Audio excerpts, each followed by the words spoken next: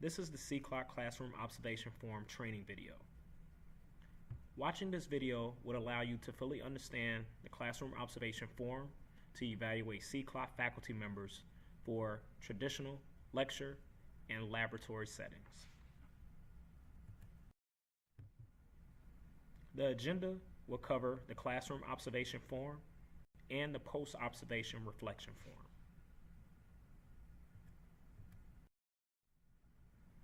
Now, we will discuss procedures, directions, and responsibilities for the observer.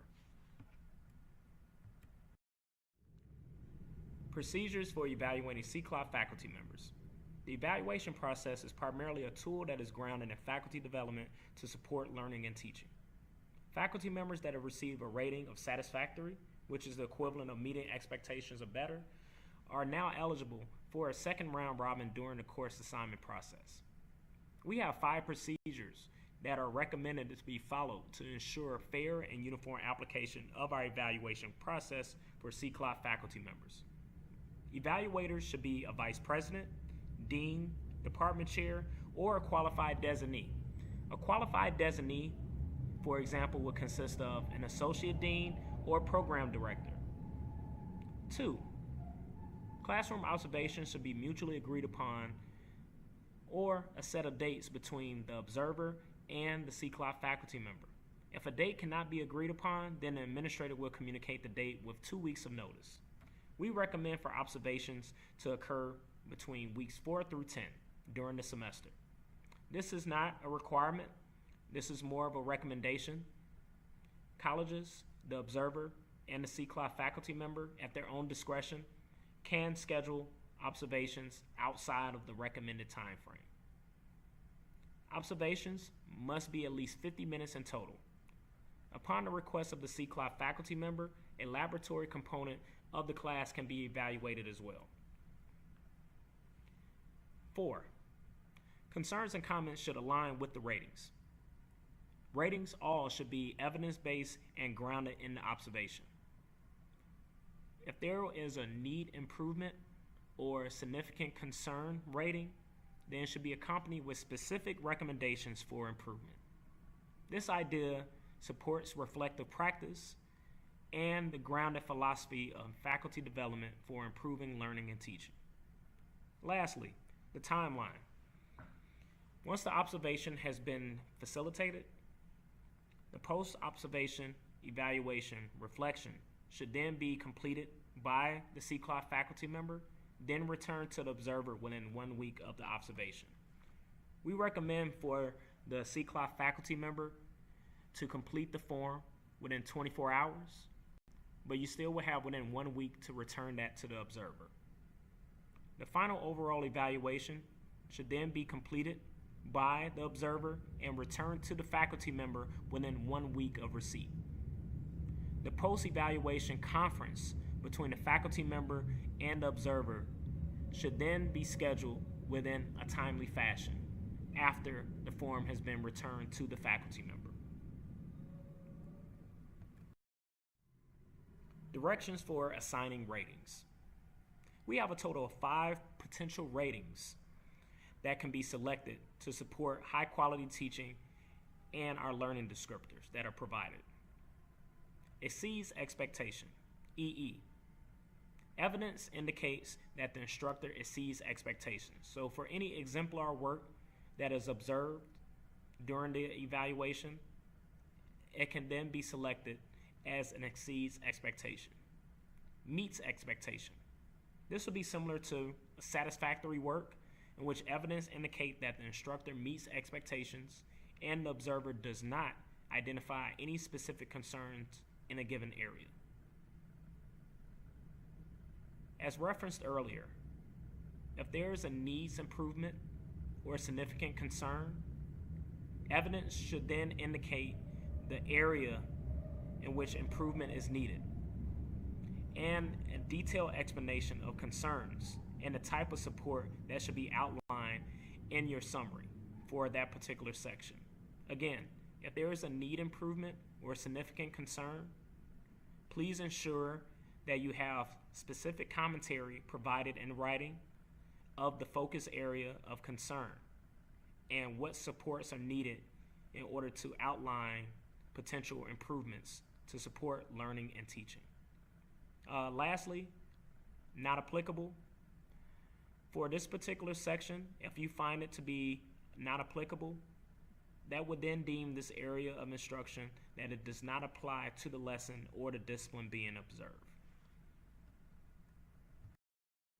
Responsibilities of the observer. As an observer, you must carefully read the directions and watch the training video that is available on the CCC Faculty Forums and Information webpage. A link to the webpage can be found in this video and also in your class observation form for CCLA faculty members. As an observer, you must also be responsible for writing comments for each section. This is able to support our philosophy of faculty development in learning and teaching. As an observer, you must also spend at least 50 minutes in the observed traditional lecture, or if you also choose to incorporate the 50 minutes along with a laboratory component, again, that is based on a recommendation of the CCLA faculty member. Lastly, the CCLA faculty member must write a response to the observation. In order for the evaluation process to be fully executed, after the observation, the CCLA faculty member must complete the post-observation evaluation form. With that form, you must have within 2 weeks in order to then facilitate a response of the overall evaluation along with a recommended conference between the observer and the CCLA faculty member that was observed. We will now focus on the classroom observation form core components for traditional lecture and laboratory settings.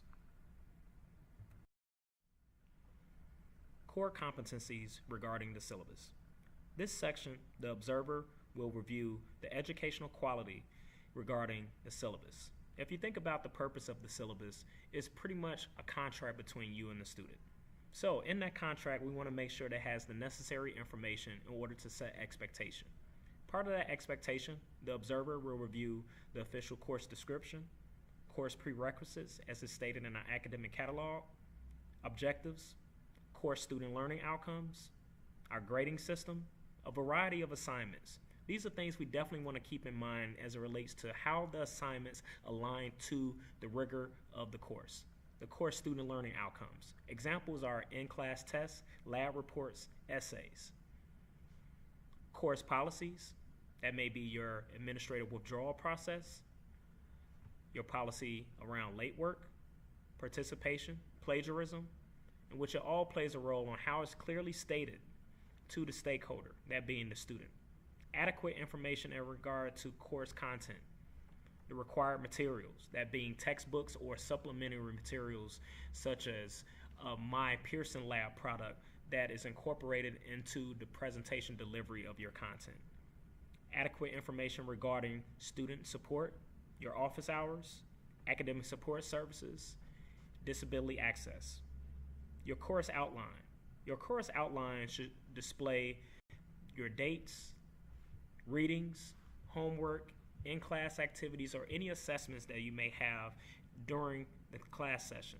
Those are things you definitely want to keep in mind as it relates to the educational quality of the syllabus. Lastly, the observer will review details for any major exams, portfolios, or assignments, and how easily the syllabus is able to be navigated, well written, and the professionalism. Core competencies regarding the learning environment. If you think about your learning environment, it's meant to be this conducive atmosphere in order to exchange ideals between you as the CCLA faculty member and your students. The observer will be able to review if you as the CCLA faculty member begin and end the class on time, manages a conducive environment for learning that demonstrate respect for students, being able to limit distractions. Distractions would be the usage of cell phone or sidebar conversation. Expectations of the students are clear and consistent throughout the class. How you're able to ensure that students are learning. Examples would be your mobility, circulating during group collaborative work opportunities, and redirecting off-task behavior. How you're able to conduct yourself in a conducive manner that may be viewed as professional in the classroom setting, conveying confidence for the student's ability to learn, engagement with students, fostering peer interaction and supportive learning strategies, and lastly, how the CCLI faculty member displays respect and interest in students. Core competencies regarding organization and student engagement. The observer will use this section to focus on if the purpose is clearly articulated to the students and how time is effectively managed in the classroom setting. The observer will also focus on if the purpose is aligned with the core student learning outcomes.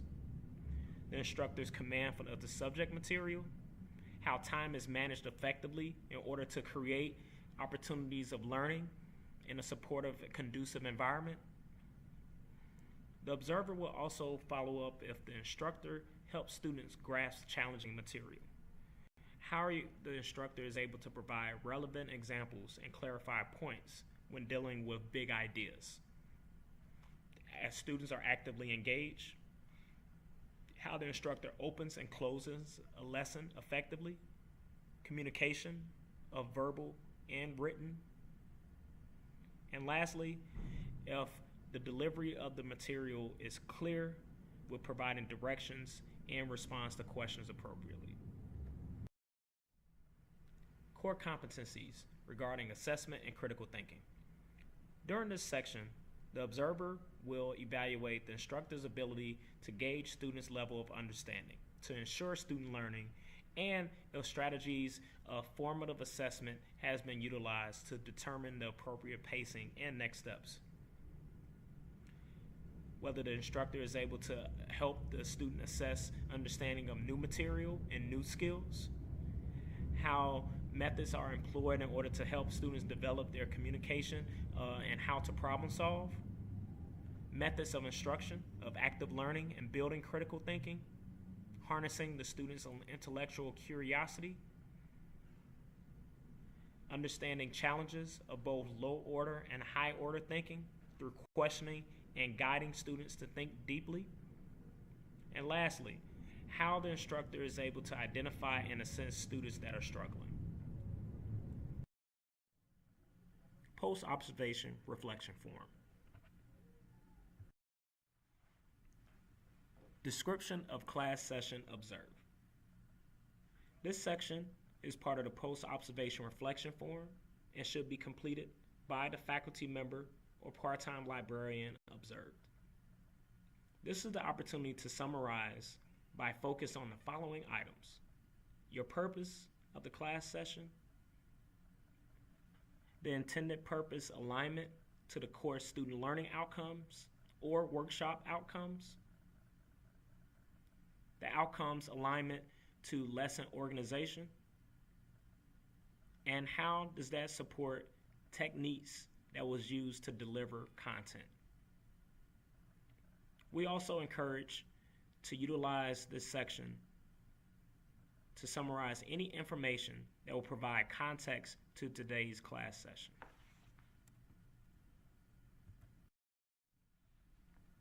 Assessment of the class session. Again, this should be completed by the faculty member or part-time librarian that was observed. This is an opportunity to summarize the intended purpose of the class and its alignment to the assessment of student learning. How are we able to ensure student learning in a class or workshop setting?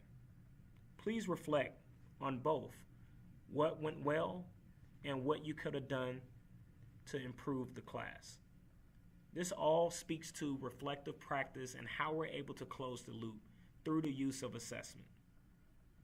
For ideas of what to address, you may want to consider the categories and specific bullets that were provided from the classroom observation form.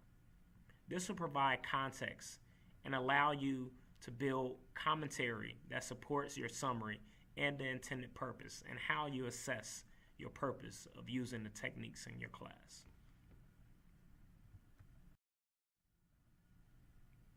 overall evaluation. The overall evaluation will be completed by the observer.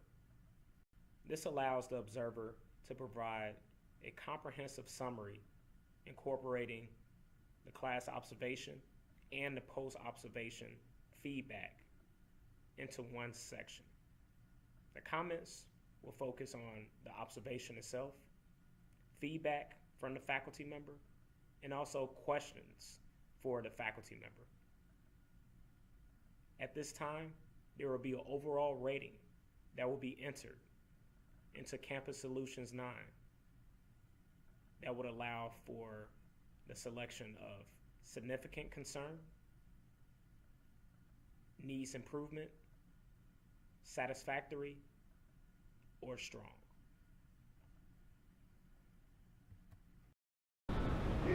To access all CCLOC training materials and classroom observation forms, please visit our City Colleges of Chicago homepage at www.ccc.edu. Once you have arrived on our homepage, please click on the tab for Faculty and Staff. Once you have arrived at the Faculty and Staff tab, simply locate Faculty Forms. By clicking on Faculty Forms, this will take you here to our Faculty Forms and Information.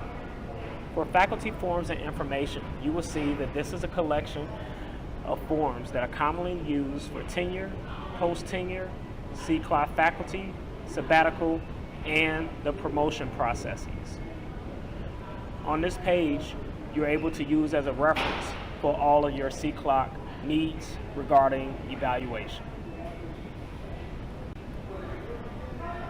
To access all classroom observation, forms, and training materials for CCLOC faculty members, please visit our homepage at City Colleges of Chicago. Thank you, and have a great day.